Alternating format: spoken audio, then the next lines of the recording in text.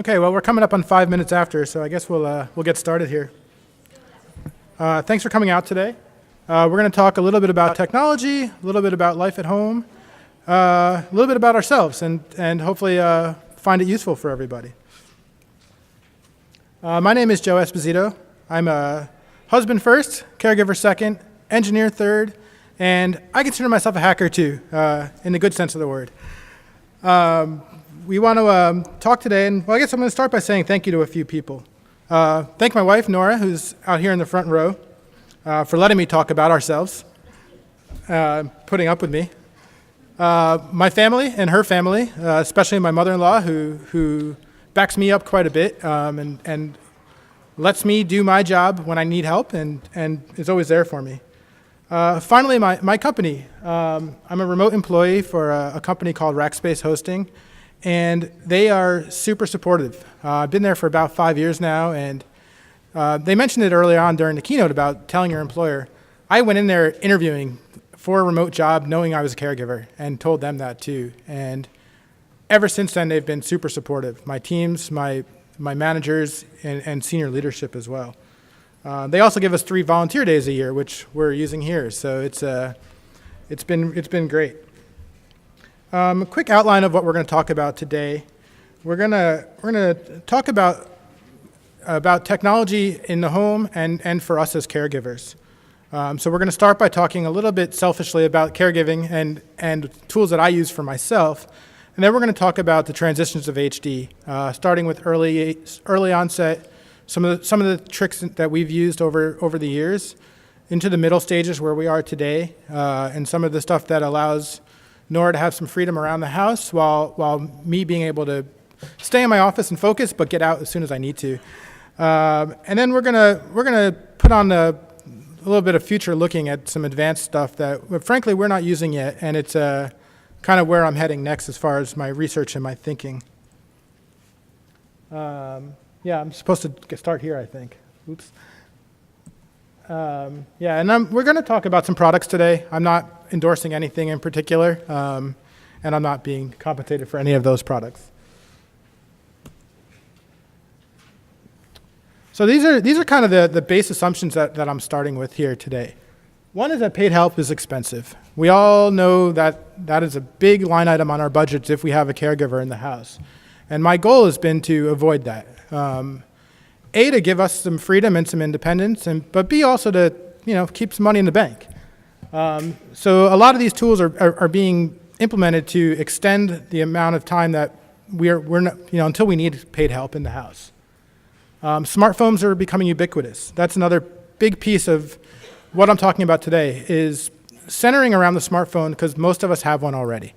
I just read a number yesterday. 77% of the country has a smartphone, and certain demographics are as high as in the mid-90s. So a lot of the software that we're looking at today is based around smartphones, which is accessible to everybody. It may not be what we use in our house, because as I said, I consider myself a hacker too, and we have a bunch of other toys, but a lot of this can come down to just a smartphone and a few odds and ends. And then smart home hardware is going mainstream. We're going to talk about lights that go on automatically. We're going to talk about cameras that sense motion and how we adapt them for our use. They're not necessarily made for caregiving. They're not. They're based on baby monitoring. They're based on security, and they're based on other things. And we're adapting that technology into our home. But before we get into all that, I want to talk about caregivers themselves and some of the things that I find useful to myself, for my own sanity, as well as to minimize some of the arguments in our household. I'll start with online support groups. As it gets harder to get out of the house, as you might not be comfortable with an in-person support group, I've found several online support groups that have been really, really helpful to me. There's weird links here. They're because the Facebook links were roughly this big. And those links are for some private groups, but it's just a basic screening. The first one there is a group just for support, just for caregivers, and they do a basic screening to keep the community limited to caregivers. It's completely peer-to-peer. It's not There's no professional social workers, et cetera, in that group. So it's really, it's raw, I guess is a good word to say. And it's very unfiltered often. But I found, I've really enjoyed it over the last year and have enjoyed the relationships I've made, online there as well.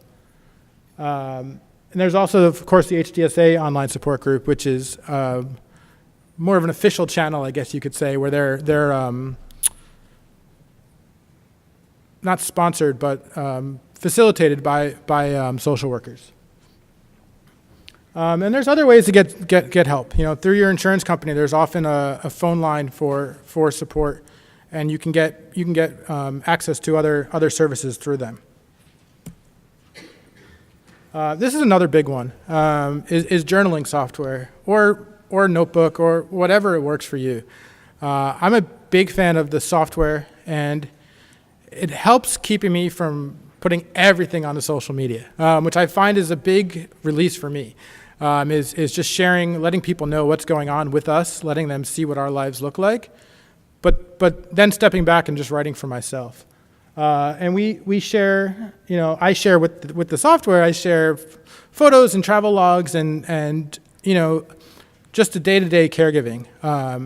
I use tags in the software to keep track of certain things. So I'll be able to tag an F if there's falls that day, or S if there's trouble swallowing, et cetera.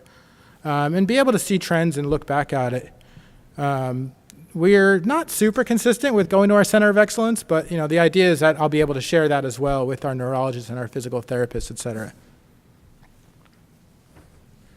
And again, I use an app called Day One. It's kind of Mac-centric, and Android and iPhone. But really, whatever you use, there's tons of journaling software out there. And there's a link here that shows a bunch of different versions of software for different operating systems. This is such a big one in our household. And that's just getting rid of the fight for the TV, but still being connected to the family room. And essentially, I've given up, right? Nora has the remote control. It's her remote. She gets the DVR, and I want to spend time there too, though. So I wear headphones. I have several different types. I have big over-the-ear ones. I have little ones. They're all wireless. I think that's a big piece of it. And I listen to books a ton. I watch the same TV channels that are on your cable box are now on your iPad too. And that's just been super helpful that we just don't fight over the TV anymore, and I don't have to hide in the second room. She gets the couch, she gets the remote, I get the couch next to her. And I think that's worked out really, really well for us. And we're still sitting next to each other. Audiobooks are probably worth mentioning too. As caregivers, I think we all know we have every other responsibility in the household too. So all the cleaning, all the grocery shopping, all the this and the that, the cooking, the meal prep. We don't get a lot of downtime. And I find audiobooks are great for my sanity. I get to listen and learn something while doing all the chores of the house. And we're going to talk about this a little bit later on as we get into the technology, but I do have an Apple Watch. I wear it sometimes. I don't wear it all the time. It's useful, and the most useful thing I find it for is, we'll get to it, but I have a camera in our main living area, and when Nora gets up, the motion sensor beeps my watch. And that's the biggest thing that I find beneficial of, is being able to be notified while I'm in my office that movement is starting, and that I can now scoot across the hallway, grab an arm, help her go to the restroom or whatever. Other than that, it's kind of a toy. The fitness tracker part is super useful, and probably is important for us as caregivers to have as well, to make sure that we're still getting our steps in, or whatever we're doing that day. But the main thing for me is just the notifications on the motion detector. So early on, we're still pretty independent. Nora was still working. We lived in a very urban environment, so we gave up driving pretty early, which is, I know, a struggle for a lot of families. And And we didn't actually use this software, but there's a ton of software out there now made for parents primarily. Parents of teenagers is the primary use of the software, but I think it can be adapted for caregivers as well. And the software basically allows you to track your driver. It lets you set up notifications on top speed. It lets you some of them even let you limit the top speed. And I think it's something that if you're struggling with your loved one still driving early on, this could be a good way to set guidelines and hold each other accountable a little bit. All the major car manufacturers apparently offer software that does this. The wireless phone providers do this as well, and there's third parties that do it as well. That link to US News shares a bunch of these in a kind of annoying slideshow, but it seemed pretty comprehensive. What we did use a lot, though, is the personal tracking. My wife allowed me to set up her iPhone to let me see where she was in town. There was a pretty major road. Yeah, there's a pretty major road between our house and the YMCA, which was her favorite place to walk to. And we used this for me to know, okay, she got there okay. One time she got stuck on a pretty big sheet of ice on the sidewalk and called me. And I'm like, okay, I know exactly where you are. I'll be there in 5 minutes. I hopped in the car, drove around, helped her, found her standing pretty much ice on 10 feet of either side of her. How she got into the middle, she tried. But yeah, so the personal tracking software is something we used for years. And, while it does take some trust between each other, it gave me such peace of mind knowing I knew where she was. I knew that she wasn't going to wander off. I knew that if we were going to the Y, she wasn't going to make a left instead of a right and was going to get there. Another area that we used some of this technology early on was just measuring our pace and how active we were. This was honestly, I guess, around the time of fitness trackers starting to become popular. But we were using it to track a known walk. And I was able to, I'm able to share it with our physical therapist when we go to clinic. And I have this same walk over several years tracked, where we see, we were able to see what the decline looked like, what the pace looked like, et cetera. Maybe it was, just for my own edification. I'm not sure if we did anything with this information, but I did find it useful, and I did find it useful in, sharing with Nora.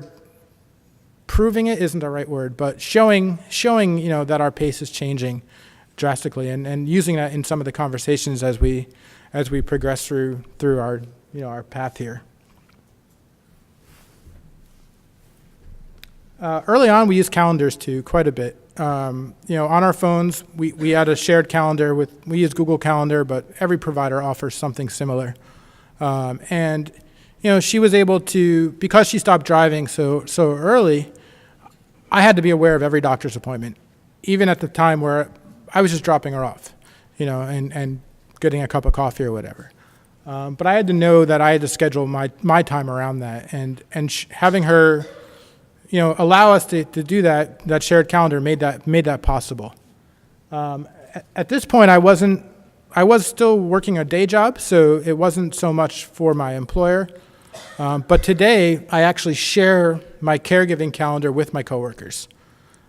They see it in Outlook, so when they're scheduling meetings, they see my time block for meals, they see my time block for doctor's appointments, et cetera. I don't hide it. I've found that just being transparent with them, and obviously I have a bit of flexibility with my job that I can do that by working after dinner, et cetera. But having that calendar that started out just for us, but then became for my team, just allows everybody that transparency to really see what's going on and where everything fits in, and allows me to be successful while doing the caregiving at home.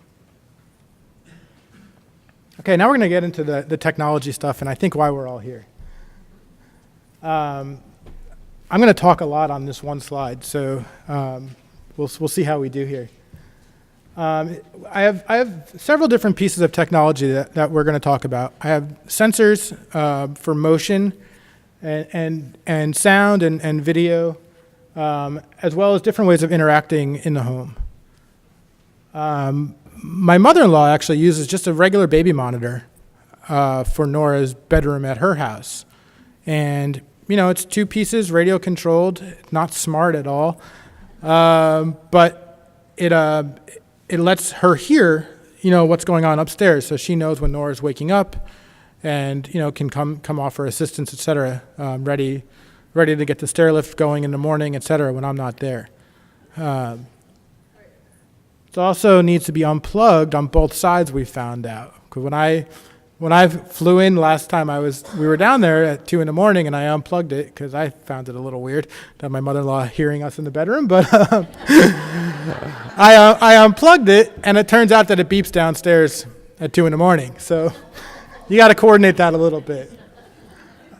But it does work in areas where you might not want a camera. In your bedroom, in your bathroom, where you want to be able to hear what's going on, not have to hover, not have to just constantly be there, but, to give your loved one some independence, but still know that, hey, nobody's fallen yet, et cetera. So we don't use a baby monitor in our bathroom, but I could see where that would be very useful while still giving that privacy of not having a camera in the bathroom. Where we use a camera is in our main living area. We bought a $60 security camera, Wi-Fi, and it sits in the corner on top of our china cabinet, and it looks out over the great room. And it has the ability to track motion and to alert on motion. Again, made for security, but we're using it for caregiving. Whenever Nora stands up during business hours, it beeps, or it doesn't beep, but it sends me an alert on my phone and my watch. And that just tells me that, hey, Nora's starting to move. Let's go figure out what's going on. Or, chances are we're just going to the bathroom or whatever. And I can scoot out of my office, help her out, and do what we need to do. That's been the number one most helpful thing for us in our home. It allows me to work in my office. It allows me to shut the door so I don't have to hear the TV in my office, but still know that as soon as something happens, I'm going to be aware of it. And it's the number one thing that allows me to focus and still be engaged during the day. We also use motion detected lights. In our bathroom, for instance, when you walk in, the light goes on. Our home is a little more complicated than that, but that's the main one, and you can do that for $20. There's Wi-Fi light bulbs that don't require a whole lot of infrastructure. Your phone and the light bulb, and you're in business. And a quick search on Amazon will show you hundreds of different things. And you can get carried away. There's no doubt. You could have lights go on automatically at certain times of the day, et cetera. But to start with, the motion detector one is really all you need in a certain few places in the house. We've found that walking into a dark room is paralyzing. Nora does not like to walk into a dark room. Hi. So, having the easy ability to turn on lights has been very beneficial to us, and we sometimes miss it when we come to hotels that don't do that. Especially with the wheelchair now where I'm behind her, so I have to loop around and turn lights on, and, voice assistants. This is the question? Off when they walk out, correct? Yeah, you can set them as a timer, et cetera. They have Wi-Fi light bulbs? Yeah. Yeah. I think the most popular one is probably the Philips Hue. It's not the cheapest, but it's certainly got the biggest ecosystem around it of different styles, et cetera. Hi-hats, garage lights, inside lights, et cetera. But yeah, there's just simple. If you only want one bulb, there's ones that just have Wi-Fi built into them. It's pretty neat. Yeah. If anybody else has questions, feel free to raise your hand and shout out. Voice assistants. This is the tubes in our house: Amazon Alexa, Google Home, et cetera. The biggest thing we use our voice assistant for is keeping ourselves on track. We set timers with it all the time. We have a bathroom routine in the morning where we'll set a bathroom timer for 10-15 minutes. We'll set a toothbrush timer for 10 minutes. Face washing timer for 5 minutes.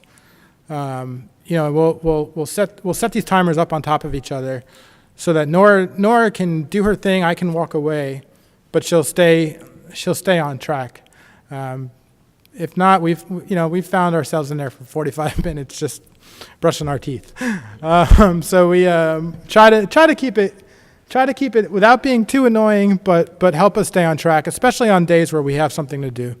When we have a doctor's appointment or we're going out at night, trying to set that schedule to keep ourselves on track without, again, me being in there driving the whole situation has been very helpful.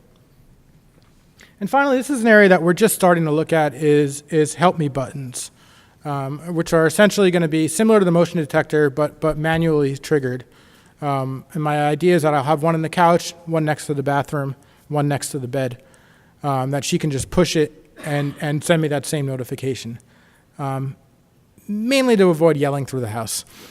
I don't particularly like yelling through the house. I'm kind of hard of hearing, especially when my door is closed in my office, or I'm on a call or whatever. So just a couple of buttons around the house where she can notify me. That's my next project. I forgot, I kind of breezed over it in the beginning. I'm going to go back. I thought. Didn't make this slide. I registered a website for this technology stuff, and it doesn't exist today. It's smarthomecaregiving.com. I'm going to double check. What's that? Oh, was it? Cool.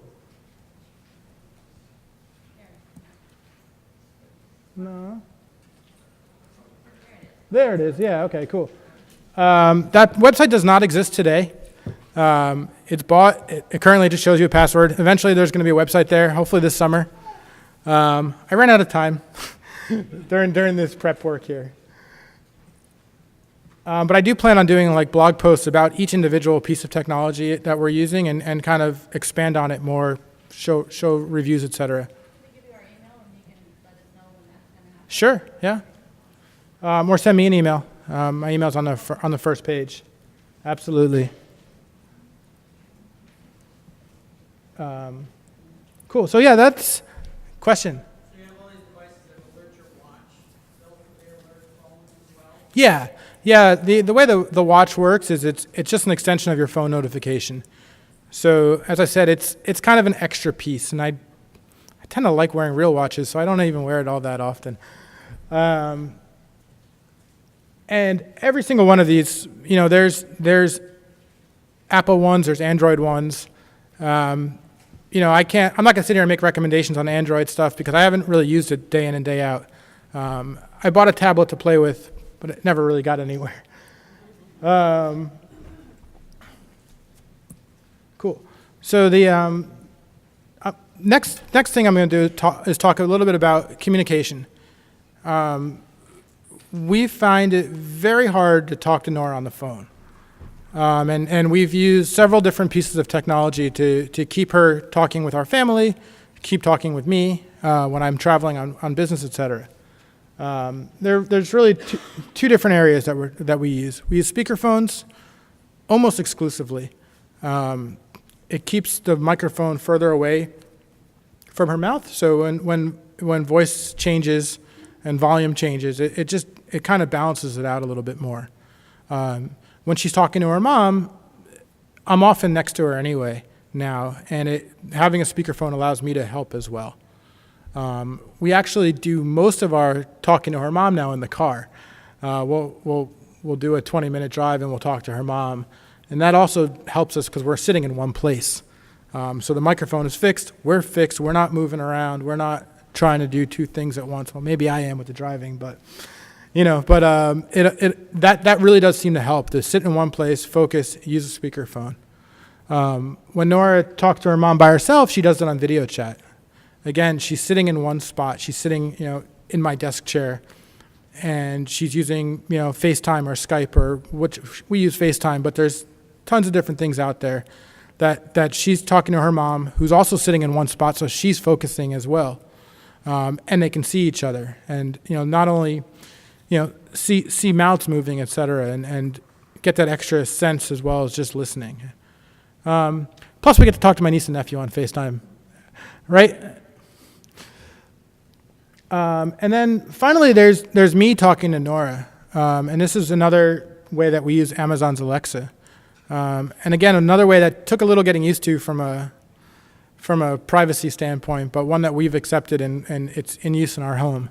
Alexa has a feature called Drop In, which basically allows me to drop in on the device in my house without anybody saying, okay, you can do that. So it works, so I don't need to have the panic attack when the phone's not being answered. I can just drop in on the living room and say, hey, do you want something else besides chocolate ice cream, or whatever the question is, or are you okay? When I'm running those quick errands around the neighborhood, I'm able to stay in voice contact with her without her having to answer the phone, without her having to hold the phone, manipulate the phone, etc. It just works, and we have a couple of Alexa devices throughout our home, and again, they're inexpensive. The little ones are $30. And question? Can Nora just answer you back? Yeah, so she can't initiate, but she can. Once I drop in, it's a two-way street. With Alexa, the drop-in, you can actually hook your phone to Alexa, so she can say, call you, Alexa, call you, and it will call you for Alexa. You can. One of the problems we have with that is you have to say it in exactly that order. Oh, yeah. You can't say call you Alexa, or I hope I'm not triggering everybody's at home, but you have to do it in that order, and we've found that very difficult. I was hoping to use that as like a speech therapy thing as well. We didn't have very good luck with that. So really, the tube is mine, and maybe it works for other folks, but it did not work. It did not work in our house for her to initiate using that. And finally, there's group texts. Our groups of friends know that I'm kind of the communicator for the family. So we have group texts for our mom, for her mom, for our friends, and that allows her to stay connected to those chats, and I'm able to show her pictures of her friends' babies, etc., without losing track of it all.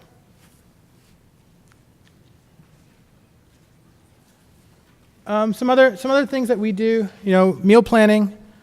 And calorie counting, for me, it's to keep the calorie deficit. For her, it's not. So that does help, especially when we're eating separate meals. We're able to make sure that she's getting enough food and she's getting food that's right, and that I'm on the constant diet. We talked a lot about calendars earlier, but yeah, share it with your coworkers. If you can be open about it, I can't stress enough how much it's helped and how much it's just kind of lifted a burden as well.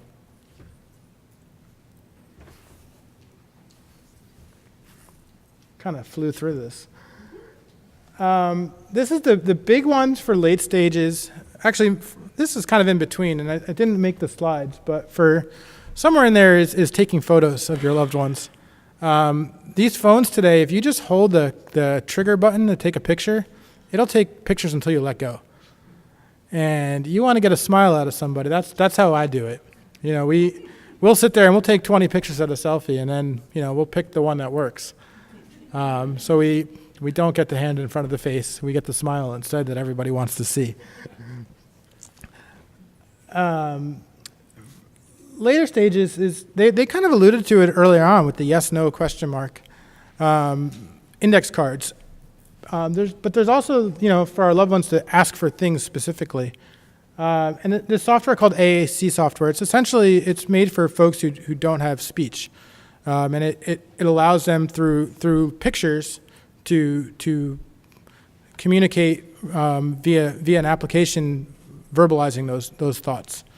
I think it'll be useful. I'm not sure how it's going to work with HD as hands and movement starts to go as well. But it's certainly something that I plan on investigating and trying as we move here. and honestly trying, before it's needed. We've found over the years that getting technology into the home early has allowed it to continue to be used. I think the biggest example of that would be like the remote control. We all have 5 remotes on our couch, on our coffee table, and we went with a universal remote early on, and showing Nora how to use that, has made it so now she understands how to use it, and it's not overwhelming. Having a universal remote probably should have been a slide, actually, because it takes away that complexity, and that's really what we're trying to do is take away complexity, and augment, act as a force multiplier in our home. So I'm open to questions and conversation. We have some time. Go ahead. The help me buttons, are what technology is it? And can you link it to Alexa? So I don't know yet. My home has a home automation system based on a technology called Z-Wave. Z-Wave, W-A-V-E. And there's definitely buttons there. But I'm looking for something that's simpler, that only requires the button and a smartphone. I haven't found it yet. I hope to find something that is more mainstream. Amazon just came out with this game set of buttons. And I bought some the first day hoping that it would do what I wanted, but it doesn't. It only works as a game controller. So you could play like Alexa Jeopardy and things like that. I was hoping you could use it to trigger, but it didn't work. Technology changes so rapidly, and you are obviously expert and on the cusp of everything. In your website, are you going to be doing a blog and giving us that feedback of what you try and what works? Yeah, that's kind of my goal is to. I'll admit I've tried to start a blog probably 10 times in the last 15 years, but I think this one might stick. But that's my goal is to share some of the trials and tribulations and again, really bring baked out solutions, that don't require the investment in the entire infrastructure of a smart home, but you can pick pieces on based off the phone is kind of the goal. When you mentioned sharing your calendar with coworkers, Mm-hmm. Explain that a little bit more and how it helped you. Sure. So my job is I'm an engineer and I'm in service delivery. So I have a customer base with scheduled calls and project work, et cetera. It allows me to not have to cancel meetings. The person who schedules my business day can see exactly where I need my time blocked, and it just allows me to be transparent, but also have that sense of accountability for myself on the hours that I'm working throughout the day. By keeping that calendar, my boss can see it. My boss can see that, hey, there's 14 hours blocked, but I'm working 2 hours every night and on weekends. Plus I'm on call, so it's, I'm able to make sure that I'm counting for my time, both for not being interrupted, but also that I can prove that I'm successful at what I'm doing. My husband's still mobile, and he's still real pleasant. My concern, or what I'm looking for, is the ankle bracelet they put on in-house people who Yeah. can't go anywhere for GPS tracking. Yeah. That isn't quite like that. He's got a phone and he's good about doing all those things, but my concern is when he gets mad someday and throws his phone away, now I can't find him. Right, and Have you found anything that works like that? I haven't. Again, it all comes down to trust, though.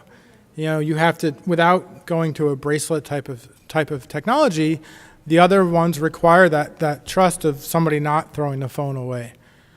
We And it's not a trust issue, it's an anger issue. That's fair. You're right. And it involves, I guess, the other person deciding to do that or not. So no, I haven't. Yeah, go ahead. I know in our local county, sheriffs have a program where you can get an ankle bracelet. I think Yeah. you can ask for $100 for a deposit, and if your loved one is missing, they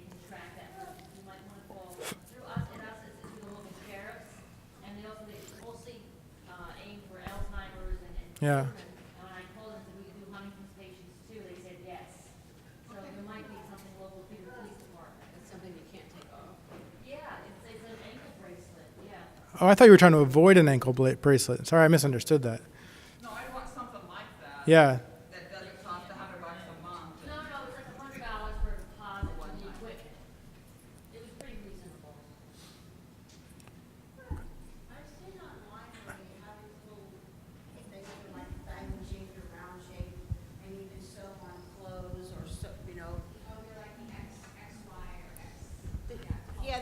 Yeah, you put them on clothes and then you're supposed to be able to track that person. Have you, I bought one time and it was so, the instructions was like, oh my God, who the hell wrote this? And, you know, I can figure things out pretty easily, but that was just like, you've got to be kidding me.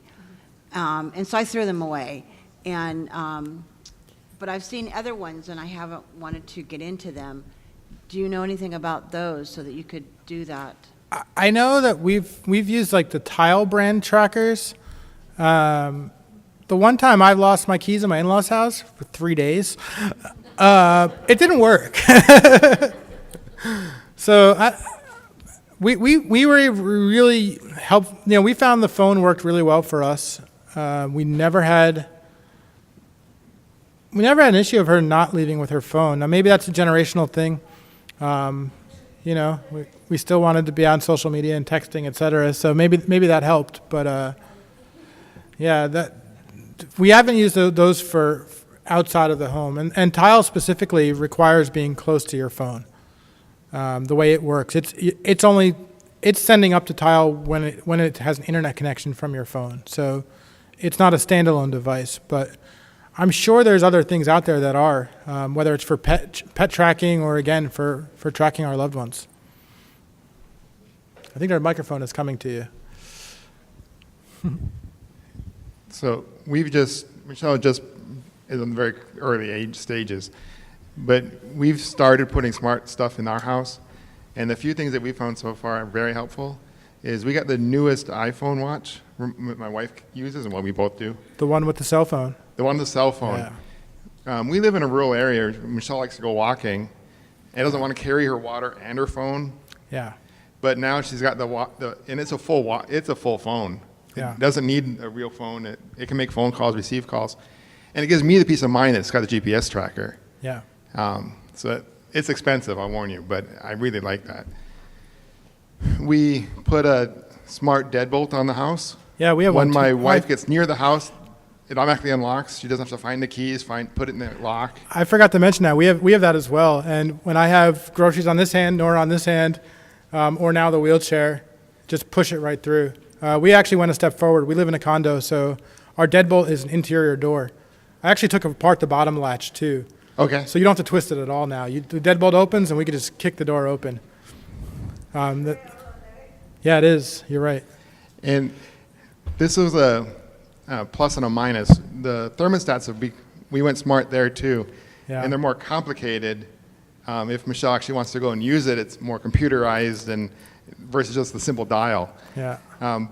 But it does more of it on its own. And if it has any problems, she calls me and I can change the thermostat from work. Yeah, the trick with the smart thermostat is it's really made for somebody who goes to work. Yeah. They're not made for people that are home all the time. You know, we very rarely set back, but yeah.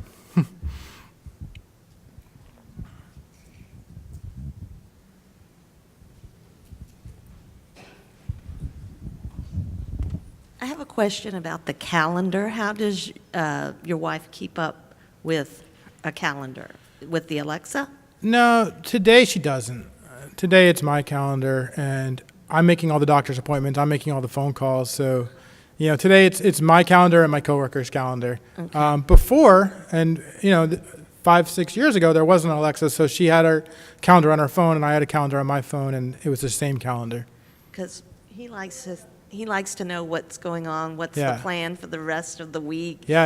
And I have it on just a whiteboard calendar, but I didn't know if there was something Yeah, no, electronic. totally. You can, you know, put it on an iPad, and then it's right. You know, it's larger than on a phone, or you can connect, you know, Google Calendar or whatever to Alexa, and you could say, "Tell me about my day," and you know, that'll work too.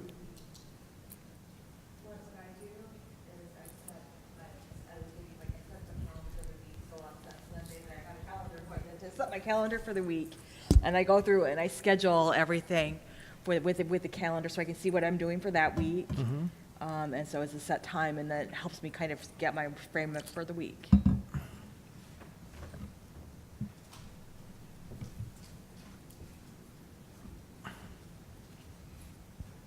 Just one more thing on the calendar idea. My niece, who has HD and has 2 young children, she's able to still use it herself, and she puts everything on the calendar, like what time to start making dinner for the children. And now that she even has a mother's helper that's helping, but it's still there. And I think it will also be a huge help for the children because it allows them to still have some definition around the children's day too. So here's when you start dinner, here's when you eat dinner, here's when you start baths, when they get to homework age, here's when, so they can really block out the family time too, which, because I think that's one thing, as she slows down and has less ability to initiate behaviors and actions, there's like this constant, and she doesn't mind it, she's doing it herself. So instead of Post-it notes all over the house, which is what she used to have, the calendar has really become her Post-it system, not just for herself, but for all the family members. I'm torn on that a little bit. My father-in-law is very rigid in his schedule of the day, and we're fair. We have things that we do every day at the same time, but I'm hesitant to really put that on the calendar, right? Because I don't want the peppering of, hey, is it dinner time yet? Is it dinner time yet? I'm hoping that by not doing that, we push that part off a little bit, but we'll see. But yeah, that's certainly helpful. I'm glad that you touched base on FaceTime because I can just speak to a personal experience. My dad is in late stages of HD, and he is in a care center, and phone conversations have become almost non-existent. Yeah. If I would call to speak with him, he might just hand the phone back to the nurse because he was afraid to talk or maybe couldn't get the words out. And we have found FaceTime to be a godsend. And now he actually thinks if I do make a phone call and I don't FaceTime, he hands my phone back to me and says, your phone's broken. You need to you need to get it checked out. Because he says, I want to see their face. I want to see their eyes. And even if he's not as verbal, he really enjoys Just hanging out. and my mom giving him a tour of what's going on in the house, and do you see this, do you see that? So it really is a great tool. I've also downloaded small clips of my old VHS childhood videos onto my tablet, and he will replay those small clips of him giving me a bath at 6 months old, or just random little things, soccer games, and he'll watch those over and over again. So technology is definitely a motivator for our family.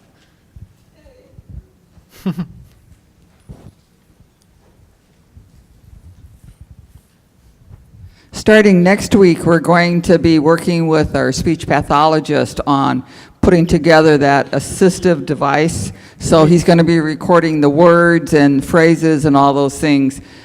We recently got Alexa, so the issue of change channels and whatever it was that you were saying that your wife couldn't do, you can push a button and it'll say it in the direct order.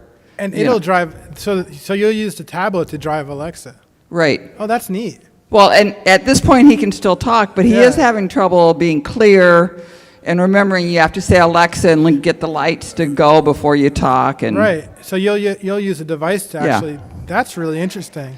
I'm really excited. Medicare is going to pay for the whole thing, which is cool. And then others in the family can use the same words and all that onto their downloaded iPads or whatever it is that we have at that time. So I'm excited about all that. I'm just hoping that his brain continues to work even when his speech isn't. So I don't know how well it'll go, but we're excited to try it.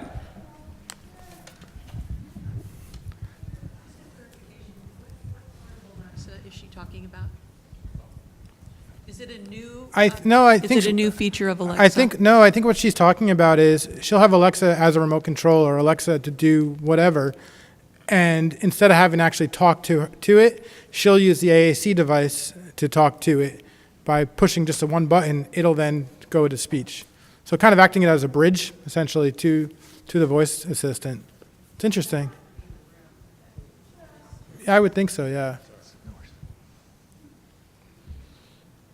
Hi, Don from the Michigan chapter. This is in the area of calendarizing, and you may have covered it earlier. I was sorry I was a little bit late, but something I've done is I use a Google Sheet that I keep for a month out. It's week by week, day by day, and it's all of the people, not just my paid in-home caregiver for my wife, it's my son, it's my mom who lives close by. And what I've done is I've shared it with all those friends that they don't have time to give you 10 hours, but they can give you an hour.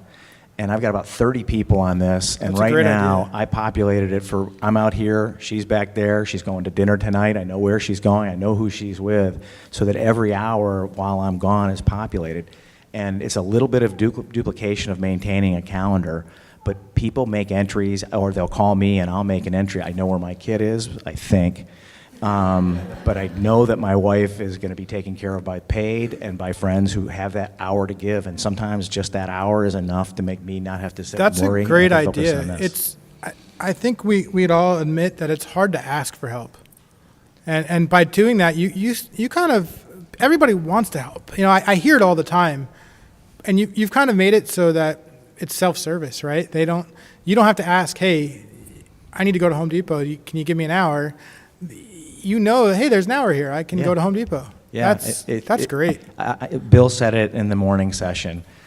If you talk about it and you ask, these people want to help. They're not paid and they're not trained caregivers, but I'm out here trying to help my chapter and the people that we serve in the state of Michigan. If I was sitting here wondering if my wife was going to get lunch, I'd be less effective. Same in my job, and for the caregivers that are working, what you have experienced is it's harder to do your job because you're distracted by the weight of caregiving. These little things where people can give you that hour, it makes it a lot easier. And I just got all this in place, and it's really making me able to do. I'm more effective being me, knowing that my wife is taken care of using something like that. So give it a try. Thanks. Yeah, it's an Excel spreadsheet that you can share with people, and they can update, and you can give them edit privileges and things like that. And I checked it this morning, make sure nobody changed up on me, and then I'm here doing what I do. That's a good idea. Thank you. I just kind of wanted to go on what he was saying. I did that with my mom she had Alzheimer's. And so I was able to keep going to work. And what I had was people calling. So there was someone calling her. Someone needed to call her to say, go to the bathroom, or, to remind her to do things, check the dog. And so I was able to go to work. And now with my husband having Huntington's disease, we're getting ready to do that too. So that people could call him, because one of the things he says is, my phone never works. My phone's broke. Nobody calls me anymore because no one thinks that he can communicate, and he can. And so by us putting that out there, people are going to call, and someone said FaceTime, that's great. I'm going to put it down. Don't make a phone call, call him FaceTime. Because he's very lonely. Even though I'm sitting there, people are calling and texting me all day, and he's sitting across the room from me, taking his phone out and looking at it, and nobody calls him. And so, that's having that for that too is, just someone calling him to say, hey, how are you doing? And so that's what we're getting ready to get doing.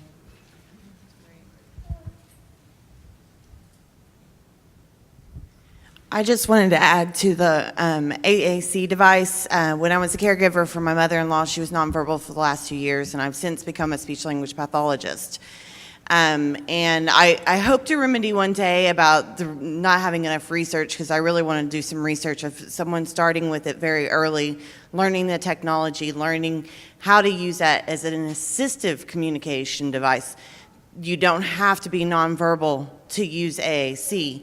So when there's things like just specific requests or just general things that would come up in everyday conversation that your loved one needs to communicate to you, but sometimes you find that it takes 40 minutes to get that message across, talk to a speech-language pathologist about possibly using AAC so that you're not losing that 40 minutes of time. And there's lots of, I did want to say also, you don't have to have a full-on device. There's a lot of apps, Right. Particularly on the iPad, that you can customize and change the sizes of, you can change the number of choices. And so I just wanted to express to really consider that. Yeah, I plan on, I think we have a clinic appointment next week if we don't cancel it. Work travel seems to do that a lot. But yeah, I definitely plan on talking to our speech pathologist about that, and maybe not DIYing the entire thing. I wanted to add some additional on the AAC device. We actually have one. My son had juvenile Huntington's, and we were able to use it successfully. But the things I would want to note is when you're using the device, we didn't get it early enough in the process, which I think is a really key point. And it does take practice to use the device. And at the point we got it, he was mostly trying to use the eye feature because we had the new voice, which you could use your eyes. And that can be fatiguing in learning how to use your eyes to control the device. And so I think it's very important that you try to get the device earlier in the process where it doesn't have to be your full-time communication. It can be, as she said, just I'm starting to have problems with some phrases, some words, and you can use it just part-time to supplement. You can bank your own voice so that later when you're talking, it actually replays your voice for things. If you have the ability to use, they have a variety of keyboards. You can have 12 keys, 18, 24, 45, different, depending on the device you get. If you can use, in our case, if you can use a screen that has 45 or higher, you can enable a feature that will allow you to use it as a laptop. You can browse the internet. You can make phone calls. It becomes a remote control for your TV. You can control your lights. There are many things you can do with it. The movement does become a challenge because when you're moving, the cameras expect your eyes to be in certain positions. When you go to the eye gaze feature, you can do it on dwell time or blink. So you do have some options, and you can do left eye dominant, right eye both. So there are, and we were able to work with that. And he actually enjoyed having that capability. You can customize the buttons to be specific to the person. So we actually had fun phrases for him when he wanted to kind of talk smack with somebody. We had some special buttons that allowed him to do that.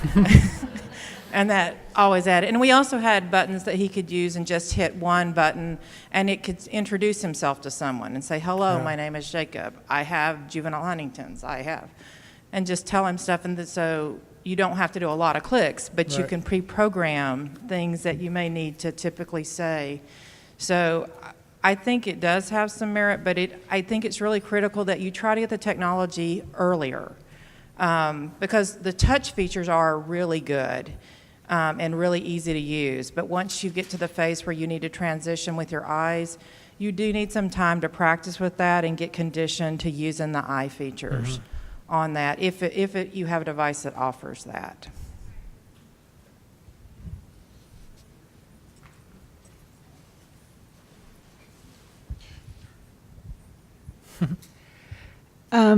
Could you just say a little bit more about this thing that everyone's talking about? It sounds like it's something maybe you get through the medical field, or is it AE something?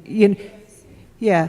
So could somebody just say a little about the history of it and where it comes from and how you get one? And can my speech pathologist help here?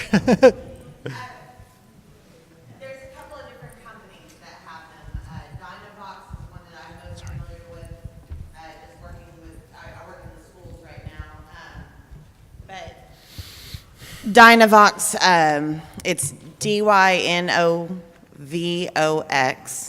I know they have some videos of individuals using it.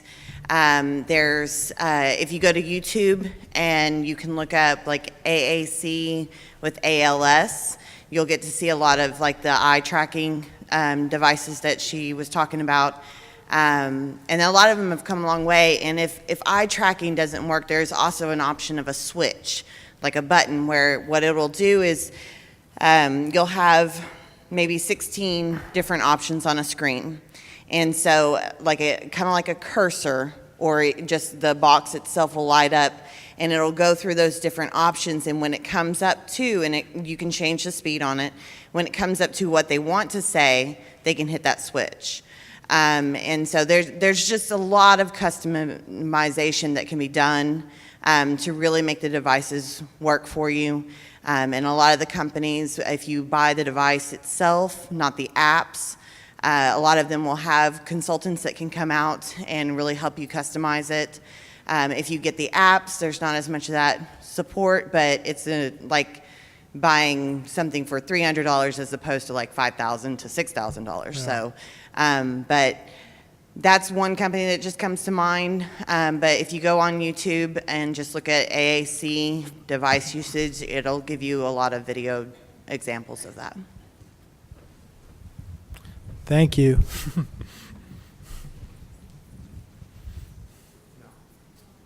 order them online or use your iPad also. So I have not used this personally. I'm also an engineer, and we had a keynote speaker come in software. I'm in software, and they were in software. A company called Vocal ID. They're near Boston.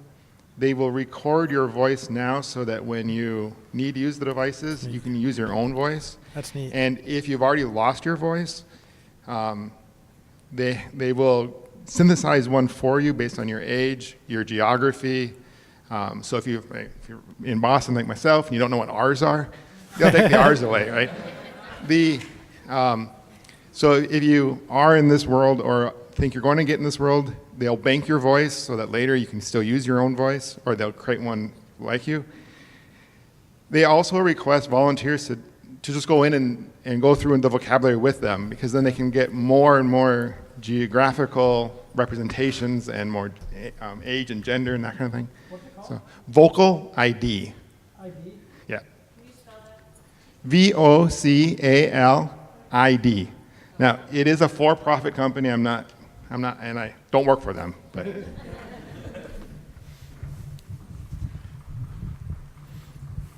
Hi, thank you. I've always wanted to marry a male nurse, but I'm thinking an engineer is the way to go. See that, Nora? Never thought of that till today. Thanks.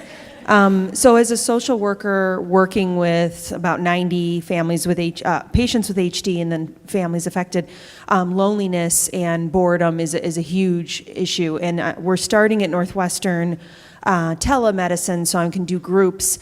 I'm nervous about how to get that going. I guess I wanted to ask, because what will happen is the caregivers will say, well, I have to do that. I have to set that up. That's another issue for me, and I have to be there, because I guess I wanted to ask for you if you have any ideas for that now, and then also for a group to work and to not be overwhelming and to not be awkward for people are trying to talk over each other.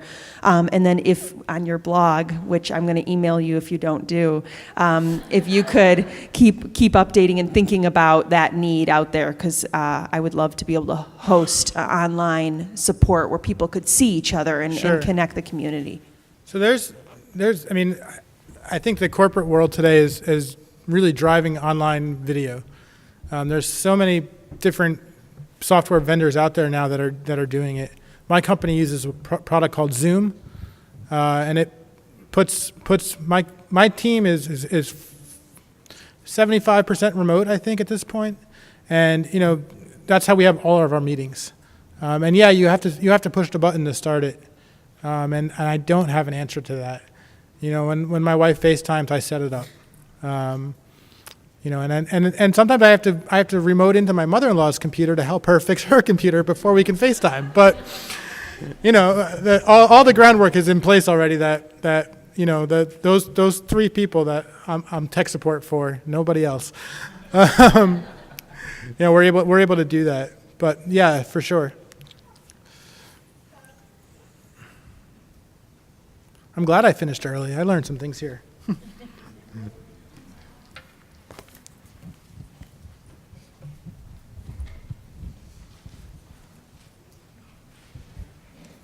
Hi, just a comment, suggestion for the lady in the front who is looking for a tracker for her husband. Waiting for somebody to invent this, but my friend at work, a coworker of mine, who has a father-in-law who would frequently actually get lost. They actually figured out one of the tiles. So there's a lot of these GPS tiles, some that work, that are the really inexpensive ones, and then there's some that do require you to, that work better. And I'm sorry, I don't know the name of the one that works better, but they're inventing them out there all the time, and they're little tiles. There's one out there, and maybe somebody in the room knows it, that is a little more accurate with the GPS, a lot more accurate. And when her father-in-law climbed out the window and roamed around the neighborhood, they were able to find him within 10 feet. How did they get it? Because he would take off anything on the ankle, on the bracelet, or if it was just in a lanyard type thing. They actually went and got a very good choker, but loose, that they attach the tile to, and that they have family members. It has to be charged like every 4 days, but it alerts you when it does need to be charged. And that one, where it's on a very thick chain that they did research and found, you know, I'm just going to mention it, but in the gay community, there are people that wear these chokers and these locks, and they're thicker, so they're hard to pull off, and they're very difficult to try and snap off, that they actually rigged, so it's a hack, to use this tile. And it has come in handy, and they put it on him, and he actually can't pull it off. And they do use the tile that the whole family, you know, there's like two of them to keep an eye on the father who has gone missing and ended up like a mile away from the house, and they've been able to find him using this tracking device and rigging it with a necklace. It's very difficult to either take off or pull off with force. So, and it's actually fashionable, of course. So just to throw it out there.